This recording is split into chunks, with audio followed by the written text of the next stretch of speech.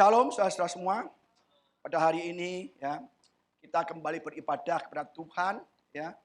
Kita siapkan hati kita ya di dalam ibadah dengan sungguh-sungguh karena ibadah itu mengandung janji ya. Jangan meremehkan ibadah. Kadang-kadang kita menyepelekan ibadah. 2 jam saja dalam seminggu kita tidak mau beribadah. Padahal hidup kita bergantung dari Tuhan. Hidup kita ya semuanya bergantung dari pertolongan Tuhan. Seolah-olah kita mengatakan, oh aku sudah berhasil, sukses, sudah punya pekerjaan. Kalau Tuhan marah, sekali sentil aja habis semua saudara. Tuhanlah yang memberikan kita berkat-berkat yang melimpah. Tuhanlah yang memberikan kita kesehatan. Tapi kadang-kadang kita di hari Minggu lebih senang ke mall. Lebih senang jalan-jalan dengan keluarga, dengan teman. Dan tidak mau beribadah. Ya. Oleh karena itu saudara, hari kita belajar mengenai 7 gereja di Asia Kecil. 7 pesan-pesan Tuhan. Apa perkataan Yesus kepada 7 gereja. Ya. Kita lanjut ke seri 3. Ya, hari ini kita belajar jemaat di Pergamus. Ya. Coba slide-nya. Ya, 7 gereja. Kita sudah belajar kemarin 2 gereja. Efesus, Smyrna, sekarang Pergamus. Besok minggu depan Tiatira. Saudara, saya minta saudara kalau sebelum ke gereja Sabtu gitu ya, cobalah baca ya. Misalnya hari ini belajar tentang jemaat di Pergamus, ya yang kemarin saya baca dulu minimal 2-3 kali. Jadi kalau saya nyampaikan firman Tuhan mengenai Pergamus, saudara udah ngerti, udah nyambung gitu. Kadang-kadang orang tuh malas baca mengenai Revelation, mengenai wahyu. Ya, hari ini kita belajar mengenai gereja di Pergamus. Ya. Ini ya kota Pergamus. Kota Pergamus adalah sebuah kota dibangun di atas bukit yang curam setinggi 100 meter. Jadi bukitnya curam, tengahnya itu ada kota Pergamus ya. Jadi memiliki banyak kuil-kuil. Terkenal kuil-kuilnya, bahkan di perjalanan dari bawah ke kota Pergamus yang tinggi itu banyak sekali kuil-kuil ya. Dan ada juga kuil yang dinamakan Asklepios, kuil juru selamat. Jadi kalau orang ke kuil itu ya semalaman dan dia kejamah oleh ular-ular yang berkeliaran di sini, dia akan sembuh sakitnya. Jadi di kuil ini banyak ular-ular yang berkeliaran. Dia nggak menggigit, tapi kalau dia kejamah kita dan kita akan sembuh ya. Dan Pergamus adalah jauh dari laut ya, 16 km, tidak seperti Efesus dan Smyrna ya. Kita lihat lokasinya saudara. Nah, ini Pergamus ya. Kita belajar Efesus, gereja atau jemaat Efesus yang kehilangan cinta mula-mula. Dia setia, dia taat. Dan tapi dia kehilangan cinta mula-mulanya. Dia menjauhi kejahatan. Smyrna kemarin belajar mengenai jemaat yang dianiaya, yang sangat menderita. Ya. Dan di sini banyak pujian-pujian. Yang ketiga, hari ini kita belajar Pergamus, gereja yang kompromi dengan dosa. Ya. Jadi kita belajar saudara ya, hari ini belajar Pergamus, gereja yang kompromi. Ya, apa yang membuat mereka kompromi dengan dosa? Ya, apa yang jangan mereka menyembah berhala, ya berbuat dosa, macam-macam saudara. Mari kita belajar saudara. Ya, ayat yang kita buka di Wahyu 2 ayat 12 sampai 17. Saya bacakan saudara ya. Dan tuliskanlah kepada malaikat jemaat di Pergamus. Inilah firman Dia yang memakai pedang yang tajam dan bermata 2. Aku tahu di mana engkau diam, yaitu di sana di tempat takhta iblis. Dan engkau berpegang kepada namaku. Juga tidak pada zaman Antipas, saksiku yang setia kepadaku, yang dibunuh di hadapan kamu, di mana iblis diam. Tetapi aku mempunyai keberatan terhadap engkau.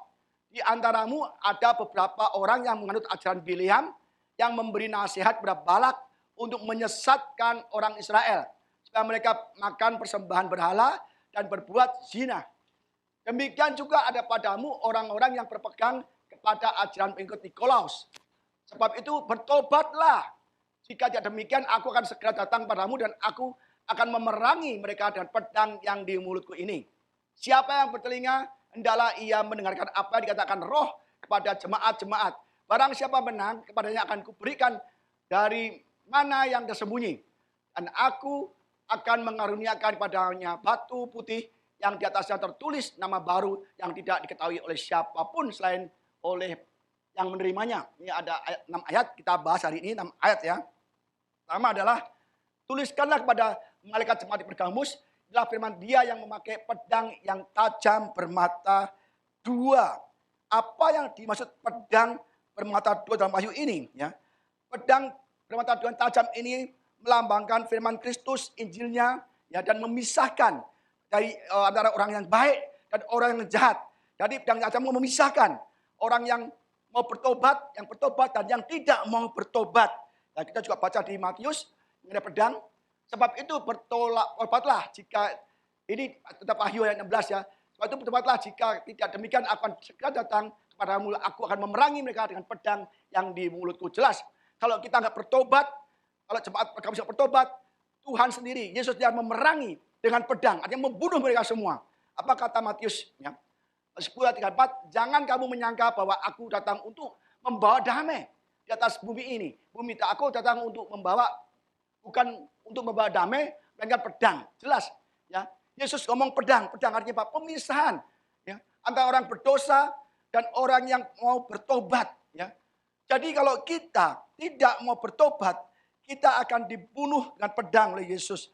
Bahkan kata Yesus raja damai, betul, ya. Dia memang raja damai penuh kasih. Tetapi kedatangannya tidak hanya kasih saja. Tapi juga ada penghukuman bagi orang yang tidak mau bertobat. Dia kasih. Nyawa diberikan untuk kita. Tetapi kalau Yesus sudah mati untuk kita, kita tetap berdosa, menyangkal Tuhan, kita akan menerima pedang dari Tuhan. Jadi hati-hati saudara. Ya, ayat yang kedua tadi, aku tahu di mana engkau diam, itu di sana, di tempat takhta iblis. Dan engkau berpegang kepada namaku dan engkau tidak menyangkali imanmu kepadaku. Juga tidak pada zaman Antipas, saksiku yang setia kepadaku yang dibunuh di hadapan kamu, di mana iblis diam. Ini saya kasih bahasa Inggrisnya karena terjemahan bahasa Indonesia lain. Ya.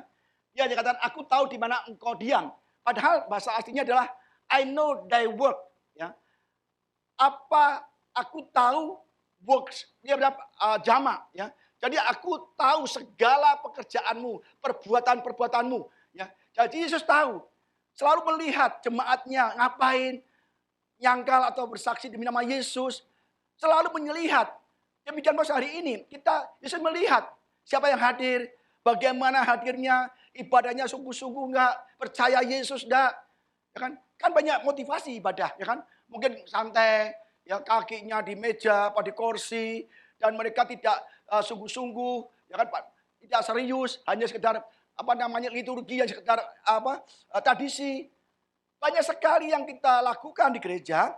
Tuhan melihat, I know thy works. Aku tahu segala perbuatan-perbuatanmu, ya kan? Dia memuji, ya, kamu hebat, kamu baik, kamu tidak menyangkal. Jadi jemaat di Pergamus juga tidak menyangkal. Ya, di sana tempat takhta iblis. Jadi dikenal bahwa Pergamus adalah kota berhala, kota takhta iblis. Jadi banyak sekali penyembahan berhala. Di atas bukit banyak penyembahan berhala, bahkan penyembahan kepada kaisar. Kaisar di Pergamus, kaisar Roma harus disembah. Dan dia ngomong, kamu baik, tidak menyangkal namaku. Ya kan? Juga Antipas, saksiku yang setia padaku yang dibunuh di hadapan kamu. Saudara, Antipas ini adalah uskup, ya, murid dari Yohanes, tapi dia dipanggang hidup-hidup. Kan tidak mau menyangkal. Cuma ada Antipas, dia berkhotbah di Pergamus. Semua banyak sekali penyembah berhala, bahkan penyembah kaisar, dia mulai berpaling menyembah pada Yesus.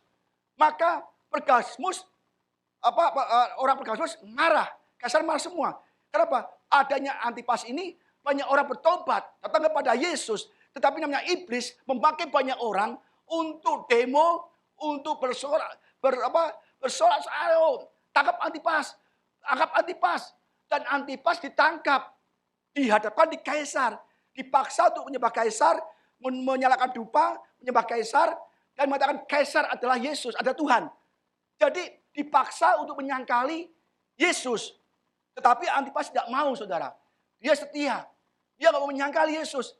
Bahkan taruhannya mati. Bagaimana cara mati Antipas sebagai martir? Dia masukkan ke lembu tembaga, ya kan? Diikat, dimasukkan, dibakar bawahnya. Namanya disangrai, ya. Atau Jawa dikongso. Kayak kita goreng kacang tanpa minyak. Jadi kita dimasukkan wajan, ya kan, tembaga, bawahnya dibakar begini. Sakitnya kayak apa, saudara? Dibakar hidup-hidup, mendingan cepat mati. Ini digoreng hidup-hidup tanpa minyak. Jadi dimasukkan tembaga lembu tembaga, dimasukkan situ, diikat, dipanaskan bawahnya. Ini akibat tidak mau menyangkal Yesus. Dan diakui sama Yesus bahwa kamu baik, kamu tidak menyangkali namaku. Seperti Antipas yang mati karena tidak menyangkal. Saudara, kalau kita di hadapan begini, coba gimana saudara? Ya kan? Kita bisa menyangkal loh. Jangankan di hadapan begini, siksaan hanya begini. Kita kadang-kadang karena pekerjaan kita menyangkal Tuhan loh. Tidak mau ke gereja. Gimana kita ada begini, langsung kita paling cepat murtad saudara. Waduh, mengerikan. Jadi dia benar-benar disiksa. Dan ini disaksikan, disembahkan oleh dewa, disaksikan banyak orang di takhta dari setan tadi saudara. Aduh, mengerikan. Maka kita harus benar-benar bersyukur, punya negara yang baik, tidak melarang kita ibadah. Gunakanlah hari Minggu untuk ibadah. Zaman dulu ibadah susah loh. Ibadah aja itu dikejar-kejar, disiksa, dibunuh. Kita yang enak ada AC-nya, ibadah yang nyaman, cuma 2 jam. Kita kadang-kadang malas, saudara. Dan Antipas ketika dipanggang begini, dia berdoa. Supaya dia diterima rohnya, jiwanya, dan dia mendoakan orang yang membakarnya, saudara. Mengerikan sekali. Kita bisa mudah nyanyi, ya kan? Emas, perak, aku tak mau. Aku apa itu aja kan? Yang ku mau hanyalah Yesus. Ya. Kita belum pernah lihat emas dan perak sih.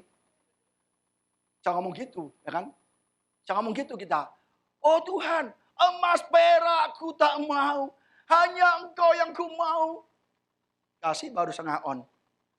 Kita berpaling dari Yesus. Kita mudah ngomong, karena kita nggak mengalami. Coba kamu mau emas apa ke gereja? Oh masuk ke emas semua. Emas semua. Gereja nanti aja, Yesus nanti aja. Bahaya saudara. Zaman dulu nggak begitu. Antipas dasar sekali. Dan Yesus memang mengizinkan. Sebagai kesaksian bahwa mengikut Yesus adalah berani menderita, berani disiksa, dan berani mati. Yesus gak asal ngomong. Dia kasih contoh saudara. Yesus dihajar begini. Yesus begini nih, mati untuk kita. Coba bayangkan. Aduh saudara, kita masih gak ibadah pada Tuhan. Kita orang yang bukamsya loh. Yang bukamsya, bocengli. Waduh. Baca Markus ini. Kemudian mulia Yesus mengajarkan kepada mereka. Mengajarkan kepada murid-muridnya. Bahwa anak manusia, dia sendiri, harus menanggung banyak penderitaan. Apa? Banyak penderitaan. Gak banyak makan loh. Banyak penderitaan. Harus menanggung banyak penderitaan dan ditolak oleh tua-tua, imam-imam kepala dan ahli-ahli Taurat. Lalu dibunuh dan bangkit setelah 3 hari. Udah menderita banyak, ya kan? Dan disiksa dan dibunuh. Yesus kasih contoh dulu. Ini loh aku juga mati nih. Demi kamu semua nih supaya selamat. Ini programnya Bapak, misi Bapak ke dunia. Aku dikirim untuk disiksa, untuk menderita, untuk mati bagi kamu. Untuk mati bagi kita. Tapi kita nggak mau ibadah Tuhan. Hanya 2 jam seminggu. Waduh, bocengli. Benar loh. Kalau kita nggak ibadah, Tuhan kasih kita pedang. Pedang mungkin kita mati secara kesehatan, mati secara ekonomi, secara rumah tangga. Dipedang sama Tuhan. Hati-hati, Tuhan itu damai, kasih, baik. Tapi kalau kita tetap murtad, udah kita seperti bangsa jemaat Pergamus. Pedang akan memerangi mereka. Ngeri saudara. Zaman dulu susah. Yesus mengalami penganiayaan. Kita contoh si Stefanus nih. Ya. Kisah para Rasul 8 ayat 1-3. Saulus juga setuju. Paulus juga setuju. Stefanus mati dibunuh. Pada waktu itu mulailah penganiayaan yang hebat terhadap jemaat di Yerusalem. Zaman dulu jemaat dianiaya. Kita dikasih makan, kasih AC, kasih minum, kasih macam-macam lah. Ya kan? Dikasih yang kita perlu, kasih semua. Di sana nggak ada AC, makan boro-boro. Ya penganiayaan yang hebat terhadap jemaat di Yerusalem. Mereka semua kecuali rasul-rasul, karena rasul-rasul dia akan mati sendiri ya, dengan cara sendiri. tersebar ke seluruh daerah Yudea dan Samaria. Orang-orang saleh menguburkan mayat Stefanus serta meratapinya dengan sangat. Tapi Saulus berusaha membinasakan jemaat itu. Ia memasuki rumah demi rumah dan menyeret laki-laki dan perempuan keluar dan menyerahkan mereka untuk masuk ke dalam penjara. Paulus dulu kan namanya Saulus. Itu kerjaannya tiap hari apa? Cari orang Kristen. Cari orang Kristen, tahu-tahu ditarik, kan? Terus menyeret laki-laki perempuan, dimasukkan penjara, dianiaya, saudara. Zaman dulu jemaat gak enak, saudara. Ibadah aja diancam-ancam, mau dibunuh. Kita ibadah enak loh, saudara. Naik mobil, naik motor, naik angkot, ya kan? Di sini enak lagi, ya kan? Ada kursi empuk. Di sana, aduh, dikejar-kejar. Stefanus dia mau mati, ya kan? Untuk Yesus. Bagaimana murid yang lain, 12 rasul? Lihat nih, saudara. Saudara ini. Ini semua 12 rasul mengalami aniaya berat. Pertama apa? Petrus. Dia disalib terbalik dengan posisi kepala di bawah. Kan aku di atas kepala di bawah. Jangan seperti guruku, aku nggak layak kan.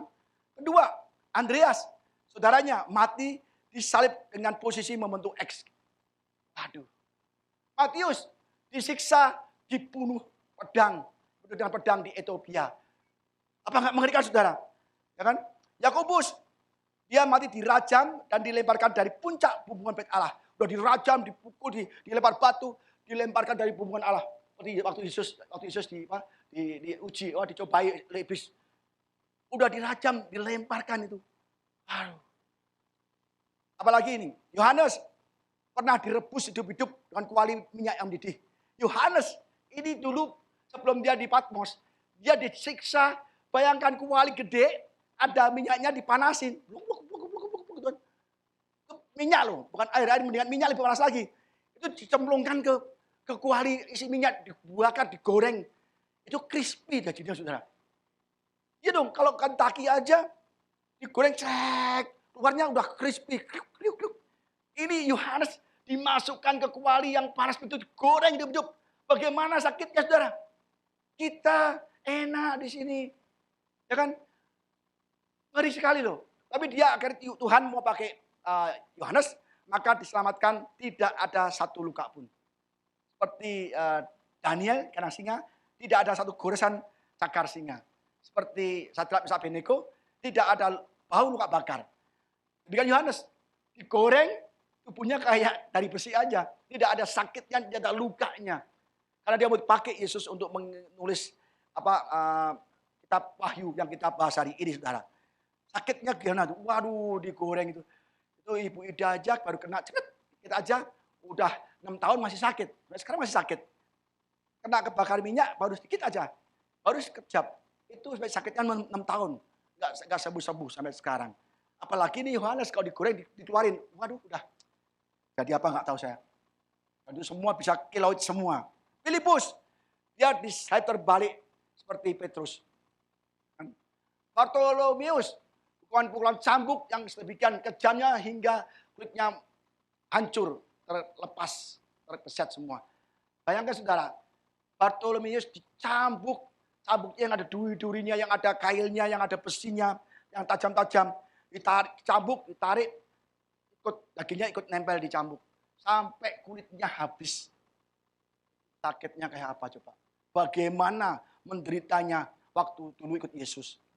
Saya percaya kalau semua jemaat Yesus diginiin, gereja sepi. Gak ada gereja. Kenapa? Jemaatnya takut. Kenapa? Waduh, ini kalau ibadah nanti dicambuk begini, saya rasa gak berani kita, saudara. Makanya kita beruntung tinggal di Indonesia ini. Ibadah boleh. Coba kalau di Timur Tengah. Dulu zaman ISIS terkenal, masuk ke gereja, semua digorok semua, saudara. Nah, enak, saudara. Ya, jadi gunakanlah waktu minggu 1-2 jam aja untuk ibadah. Jangan kita malas, saudara. Lukas mati digantung di Yunani. Ya. Nah, berkhotbah, digantung. Nah, apalagi Markus, badannya diseret hidup dengan kuda, jalan jalan yang penuh batu sampai ia menemukan ajalnya.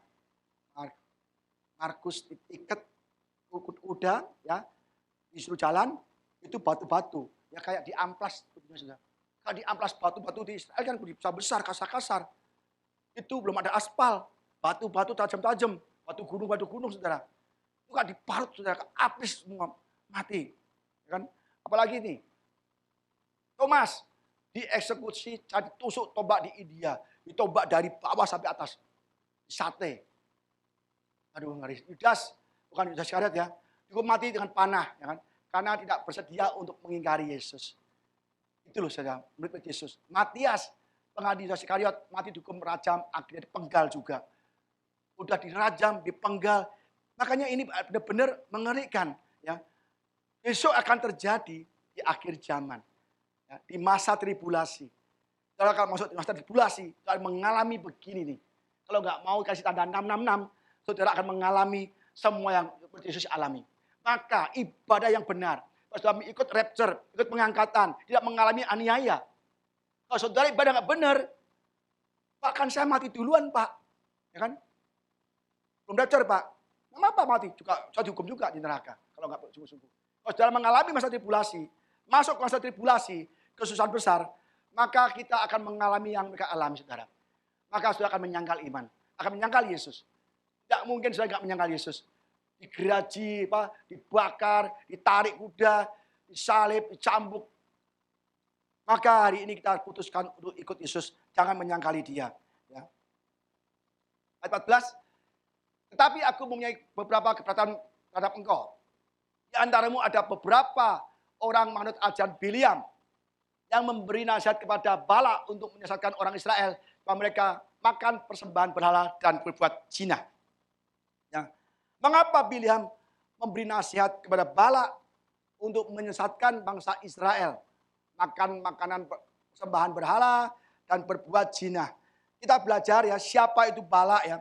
Gara-gara ini Balak menyesatkan bangsa Israel, nyembah berhala, berbuat zina. Akhirnya 24.000 orang Israel itu dibunuh oleh Tuhan sendiri. Dibunuh melalui Musa, bunuh. Jadi hati-hati saudara, kita jangan sampai menyimpang ke kanan ke kiri. Siapa sih Biliam? Kita lihat ayatnya saudara ya. Bilangan 22 ayat 5 sampai 8. Ini bangsa Israel ya keluar dari Mesir ya, sudah masuk ke Kanaan, tetapi dia berhadapan dengan Moab dan Raja Balak ini takut. Waduh, Israel masuk kemari, pasti kita akan habis ya kan? Akhirnya apa? Balak mengupah kepada Biliam. Dia adalah dia kayak dukun, dia kayak hamba Tuhan, tapi dia bisa katanya sama kalau dia ngomong dikutuk, kalau ngomong berkati ya. Kita baca ayatnya. Raja ini mengirim utusan kepada Biliam bin Peor ke Petor yang di tepi sungai Efrat, ke negeri teman-teman sebangsanya, untuk memanggil dia dengan pesan, ketahuilah ada suatu bangsa keluar dari Mesir, bangsa Israel ya. Bangsa Mesir, sungguh sampai tertutup permukaan bumi olehnya, dan mereka sedang berkemah di depanku. Balak ketakutan. Wah, ini bangsa Israel diberkati Tuhan, disertai Tuhan, pasti kita akan musnah. Nah, karena itu datanglah dan kutuklah bangsa itu bagiku, sebab mereka lebih kuat daripadaku. Mungkin aku sanggup mengalahkannya dan menghalaunya dari negeri ini. Sebab aku tahu siapa yang kau berkati, dia boleh berkat, dan siapa yang kau kutuk, dia kena kutuk. Wah, ternyata hebat juga ini. Balak Biliam ini hebat sekali. Kalau dia kutuk, dikutuk. Kalau dia berkati. Maka Balak membayar Biliam, dipanggil untuk disuruh kutukin bangsa Israel. Jadi Biliam itu masyhur sekali, dia terkenal sekali. Karena apa yang dikutuk akan terkutuk, apa yang diberkati saudara. Dan akhirnya Balak mengirim utusan kepada Biliam dengan membawa harta banyak kan, membawa utusan dan harta. Tetapi dia ngomong Tuhan. Doa dulu, Tuhan, boleh nggak Tuhan? Tuhan bilang, jangan pergi dengan orang itu. Jadi Raja Balak mengirim utusan ke Biliam. Kalau kamu mau datang kepada Balak mengutuk bangsa Israel, maka kamu dikasih hadiah. Kan? Tapi dia doa, saya doa dulu Tuhan ya, tunggu ya. Apa kata Tuhan akan saya sampaikan. Biliam berdoa. Dan Tuhan ngomong, jangan pergi bersama mereka. Jangan mengutuki bangsa Israel. Dia ngomong, kan, maaf. Ya teman-teman, ya hamba-hamba Balak, Tuhan berkata, aku tidak boleh pergi sama kamu pulang saja, ya kan? Pulang. Dia lapor sama Balak, Bileam nggak mau loh. Nah kali ini Balak nggak menyerah. Dia kan pemuka-pemuka, orang-orang terhormat kepada apa? Bileam dengan janji akan memberikan banyak harta, banyak harta. Balak tuh takut akan Tuhan juga. Si Bileam takut akan Tuhan, dia berdoa dulu. Tapi Tuhan ngomong, ya kan? Anehnya gini, udah datang, jangan mengutuki bangsaku, jangan mengutuki bangsa Israel, jangan pergi sama mereka. Datang lagi dengan banyak yang terhormat, lebih pemuka dan janji banyak harta. Tanya lagi, saya tanya Tuhan lagi dulu ya. Kan nggak usah tanya lagi, nggak mau Tuhan nggak boleh aku sama kamu. Bisa tanya lagi loh. Akhirnya tanya lagi ya Tuhan nggak kasih izin kan. Tapi pagi-pagi Bileam sudah pergi naik keledai. Keledai saudara. Maka keledainya dihadang sama malaikat. Nggak boleh kamu pergi sama mereka untuk bangsa Israel. Jadi kadang-kadang gini saudara. Bileam itu sudah tahu bahwa Tuhan nggak boleh mengutuki bangsa Israel. Tapi karena janjinya akan diberi uang banyak, harta banyak, maka dia tanya Tuhan lagi. Kayaknya pengen Tuhan itu sepakat tadi ya, Tuhan, aku juga kepengen taat sama kamu Tuhan, Engkau. Tanya dulu sama Tuhan, tapi aku juga pengen nggak mau ngecewakan si Balak. Padahal dia nggak punya Balak, duitnya banyak. Bukan karena Balaknya, tapi dia aku nggak mau ngecewakan mereka. Akan pikirnya gitu kan, ngomong bahasa jadi kita. Padahal dia incer hartanya saudara. Dan dia nekat pergi. Apa terjadi? Tuhan marah. Dan keledainya bisa ngomong saudara. Saudara kadang-kadang kita begitu. Kita sudah tahu ini nggak boleh. Tuhan larang. Tapi kita bisa kompromi loh. Tuhan ini kan gandul gede Tuhan. Udahlah Tuhan nanti aku itu perpuluhan. Tapi ini dosa. Tapi ya gimana Tuhan ya? Tuhan tolong izinkan ya. Kita maksa Tuhan loh. Untuk harta, untuk apapun kita bisa maksa Tuhan. Tuhan oke lah. Kan Tuhan nanti bisa berpuluhan. Atau kita punya pacar yang nggak seiman. Tuhan janji dia Tuhan, swear. Nanti kalau dia jadi suamiku, jadi istriku, akan saya ajak ke gereja. Padahal nggak juga. Dia menikah ya juga sama aja, nggak seiman lagi. Jadi kadang-kadang kita menipu Tuhan, memaksa Tuhan untuk sepakat dengan kita. Jadi saudara, kita tahu kalau itu benar-benar pekerjaan kita tidak baik, ya, membuat kita jatuh dalam dosa, jangan lakukan. Jangan tanya Tuhan lagi, pasti itu nggak boleh. Tapi kita memaksa janji macam-macam. Seperti si Saul, ya kan? Mengapa kok nggak bunuh lembu-lembu ini? Oh, yang kurus sudah aku bunuh. Nah ini apa nih? Ini nanti untuk persembahan buat Tuhan. Dia kompromi, padahal dia pengen lembu-lembu yang gemuk-gemuk. Asalnya untuk Tuhan, padahal dia sendiri. Jadi saudara kita jangan janji-janji pada Tuhan yang tidak kita tepati. Jangan kompromi dengan dosa. Jangan sekali-sekali. Inilah Bileam. Dia adalah orang yang menyesatkan bangsa Israel. Ya, kita klik lagi. Ya. Bilangan 31:15-16. Dan Musa berkata kepada mereka, kamu biarkan semua perempuan hidup. Harus bunuh semua tuh perempuan orang Midian, orang yang Baal Peor itu. Bukankah perempuan-perempuan ini atas nasihat Bileam menjadi sebabnya orang Israel berubah setia pada Tuhan dalam hal Peor, sehingga tulah turun di antara umat Tuhan. Jadi karena hasutan Bileam pada Balak, ya kan, bangsa Israel menyembah berhala, berbuat zina, dan akhirnya 24.000 orang dibantai. Saudara, kita harus hati-hati ya. Hati-hati dalam berteman ya. Lihat lagi terus. Bilangan 25:1-5 dan 9 ya. Sementara Israel tinggal di Sitim, mulailah bangsa itu berzinah dengan perempuan-perempuan Moab, ya kan? Perempuan-perempuan itu mengajak bangsa itu ke korban sembelihan bagi Allah mereka. Lalu bangsa itu turut makan dari korban itu dan menyembah Allah orang-orang itu. Ketika Israel berpasangan dengan Baal Peor, bangkitlah murka Tuhan terhadap Israel. Lalu berfirmanlah Tuhan pada Musa, tangkaplah semua orang yang mengepalai bangsa itu dan gantunglah mereka di hadapan Tuhan di tempat terang. Sebab murka Tuhan yang bernyala-nyala itu surut daripada Israel.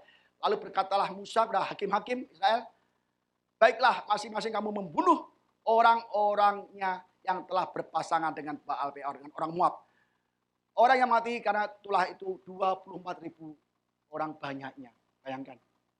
Karena disesatkan, akhirnya bangsa Israel ya dosa melalui perempuan-perempuan ya, mengajak ke kelenteng, ke mana ke dukun, ke buamia, ya, ke paranormal, ya kan.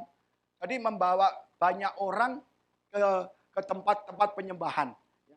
Ini Baal Peor. Jadi benar-benar hati-hati saudara ya. Kita tidak boleh menyembah berhala. Ini pakai perempuan-perempuan. Hati-hati, ya hati-hati kita. Kadang-kadang kayak si apa namanya Salomo, hatinya dicondongkan ya kepada berhala oleh perempuan-perempuan asing, oleh istri-istrinya.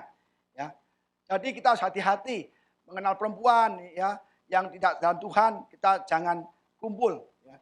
Jadi saudara kita harus berhati-hati dalam berteman. Ya. Kita harus mulai seleksi teman-teman kita saudara.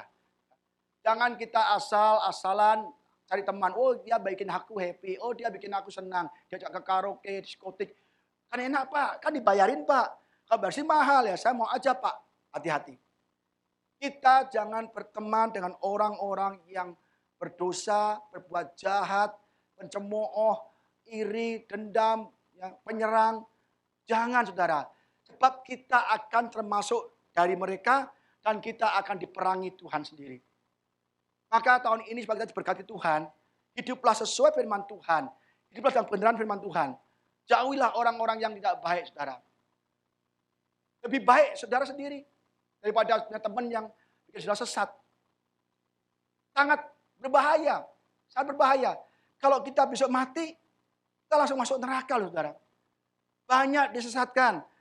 Pelajari teman kita, bagaimana hidupnya. Walaupun dia di mimbar, ya, walaupun dia jemaat yang sungguh-sungguh, pelajari hidupnya. Sebab di gereja orang bisa tertipu, saudara. Kayaknya malaikat. Tapi begitu di luar udah kayak penjahat, saudara. Hati-hati. Jangan lihat dari wajahnya, penampilannya di gereja. Tapi cek kehidupannya sehari-hari. Apakah mereka benar-benar percaya kepada Yesus. Maka kalau kita berteman dengan orang-orang baik, kita akan jadi baik. Kalau kita berteman dengan orang narkoba, kita akan narkoba. Hati-hati, ya.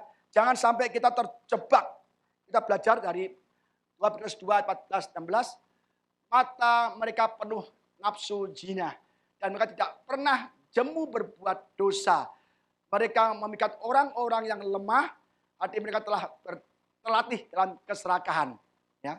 Mereka adalah orang-orang terkutuk. Orang berbuat dosa, berbuat zina, yang jahat itu orang terkutuk. Tempatnya nanti di neraka, saudara. Ya. Karena mereka telah meninggalkan jalan yang benar, maka tersesatlah mereka lalu mengikuti jalan Bileam, anak Beor, yang suka menerima uang untuk perbuatan-perbuatan yang jahat. Tetapi Bileam beroleh peringatan keras untuk kejahatannya, sebab keledai beban yang bisu berbicara dengan suara manusia dan mencegah kebebalan nabi itu. Jadi orang-orang jahat, ya, jangan kita bersama-sama mereka. Memikat orang-orang lemah, ini bukan memikat. Dalam bahasa aslinya adalah apa? Memperdaya, menjebak, menipu orang-orang lemah. Ya. Jadi licik mereka, bukan memikat, bukan. Ini aslinya bahasanya, cek bahasa Inggrisnya dan bahasa Yunaninya, artinya adalah menjebak. Menjebak. Jadi kadang-kadang kita harus cek, kok enak banget ya memikat, apa ya, saya perasaan saya cek. Kita menjebak orang-orang yang lemah imannya.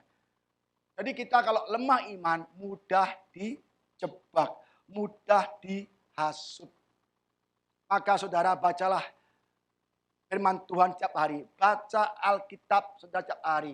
Maka iman sudah akan timbul dari orang yang kuat dalam penderitaan, kuat di dalam pergaulan kita saudara. Hanya ada satu jalan untuk memperkuat iman kita, itu membaca firman Tuhan setiap hari. Setiap hari. Jangan sampai enggak. Kita kadang-kadang malas saudara. Aduh Pak, kalau baca itu saya ngantuk loh Pak. Ya kan, saya tuh seger Pak. Begitu baca Alkitab Pak, salaman enggak ada, sudah kayak tidur aja. Kayak dibius saudara. Berarti saudara sudah jauh dari kerajaan surga. Karena malas baca firman Tuhan. Firman Tuhan itu membuat kita cinta Tuhan, sungguh-sungguh. Tahan dalam cobaan, tahan dalam goncangan, tahan dalam aniaya penderitaan saudara.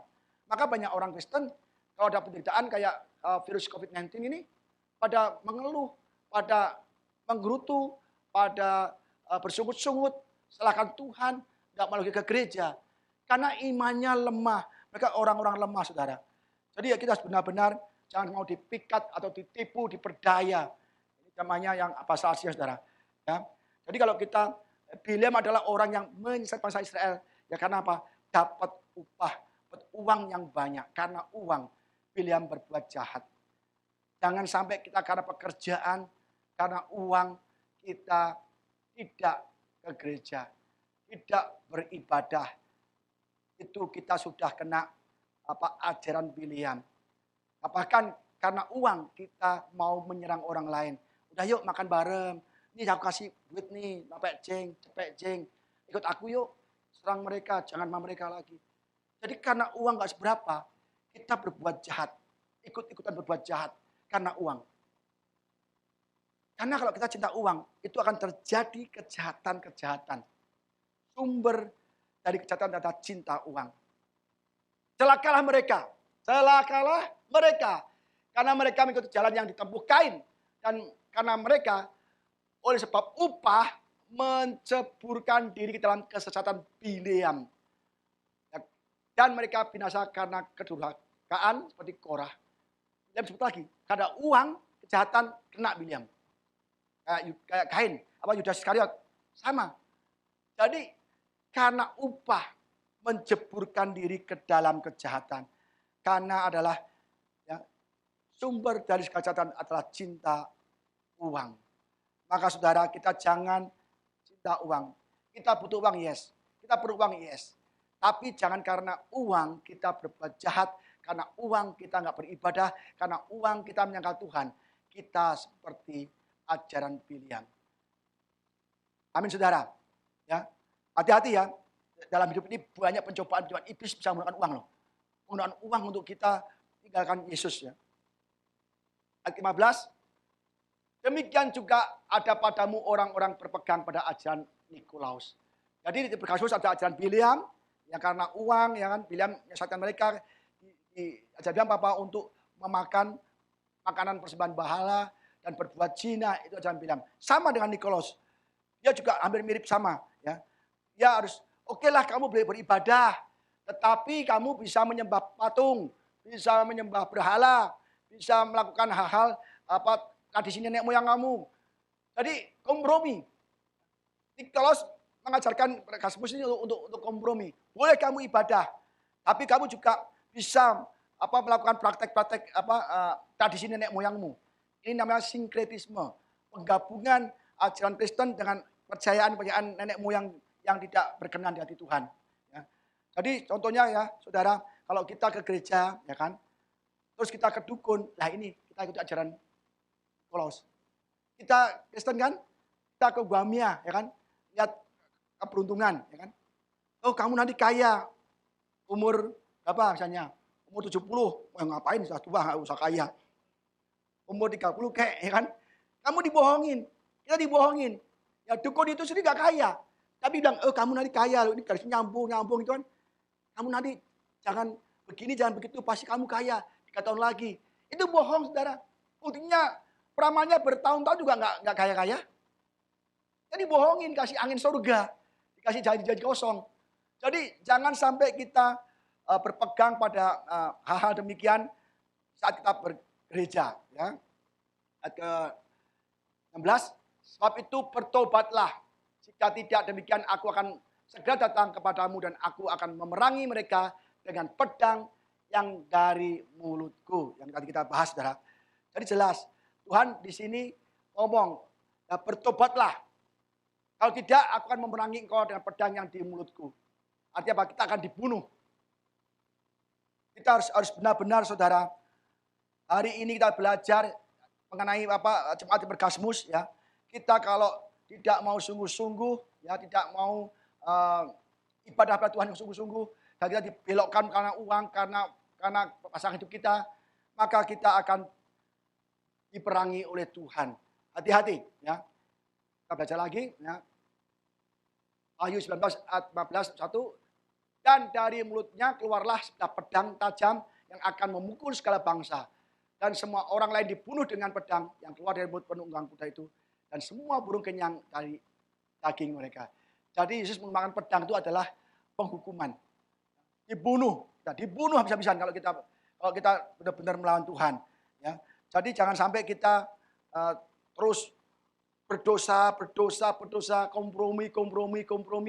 Itu kita ditegur seperti Yesus menegur para jemaat Pergamus. Dia setia, tetapi ada sebagian orang yang kompromi, ya, mau menyembah berhala. Dan artinya kita akan jadi orang yang karena uang kita tidak percaya Yesus lagi. Banyak loh saudara.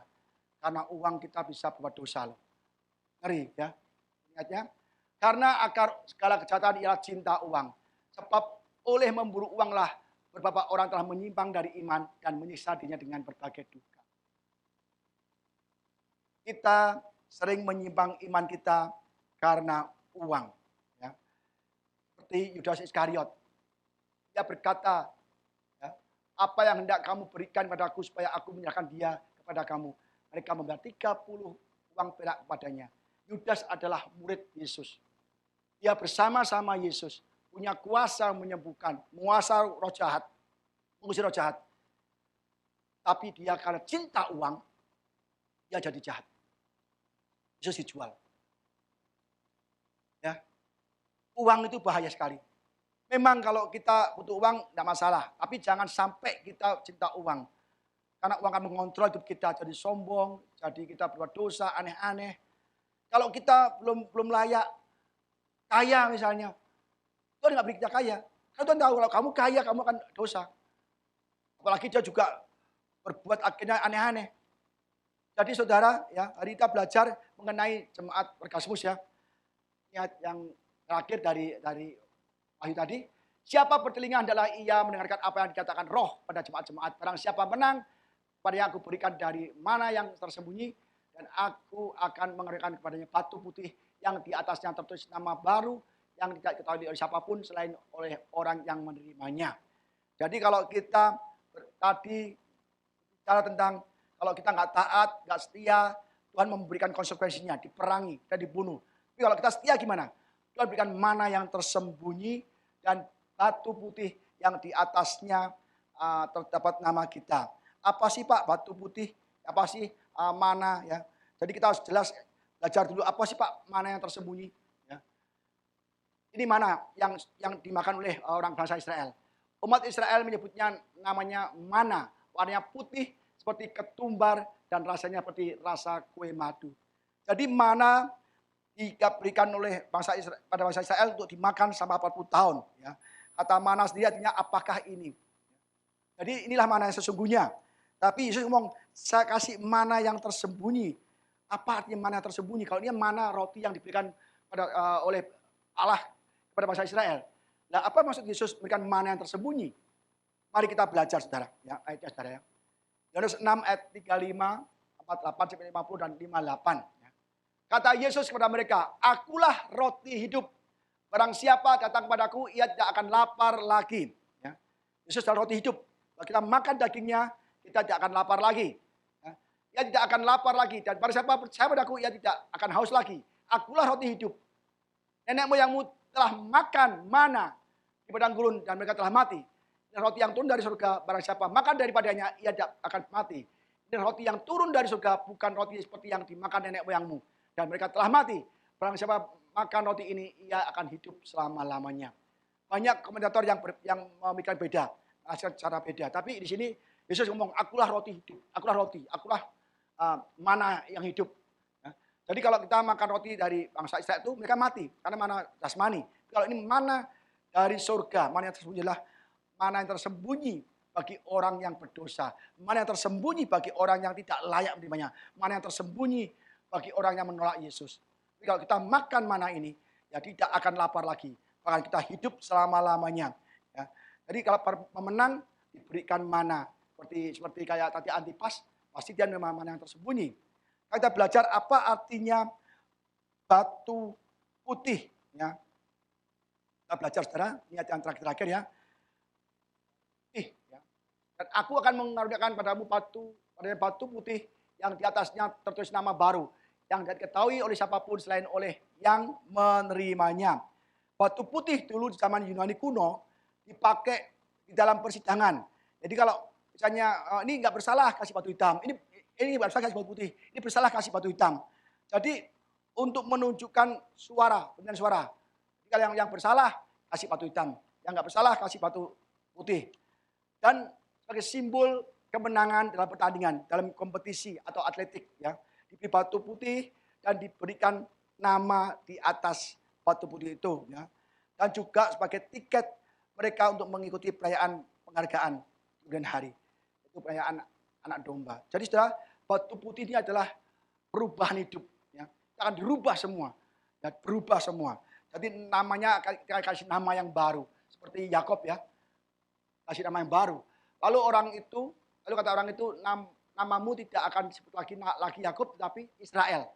Sebab engkau telah bergumul melawan Allah dan manusia dan engkau menang. Jadi tanda kasih nama baru, menang. Saudara, inilah batu putih, ya. Musik siap, ya. Jadi setelah keseluruhan adalah batu putih mewakili identitas baru kita kalau kita bertahan di dalam ujian, aniaya, dan penderitaan. Jadi intinya saudara, kita belajar pesan Yesus pada jemaat Pergamus dan untuk jemaat akhir zaman itu kita semua untuk tetap taat dan setia kepada Yesus, ya. Dua, untuk tetap menyembah Tuhan, bukan menyembah berhala. Tiga, untuk tidak berbuat dosa demi dapat uang. Untuk tetap bertahan dan menghadapi penderitaan dan aniaya, untuk tetap bertahan dalam segala goncangan dunia ini, saudara. Tetap fokus akan janji Tuhan, ya. Mana yang tersembunyi dan batu putih yang tertuliskan nama kita akan diberikan pada kita yang percaya pada Tuhan.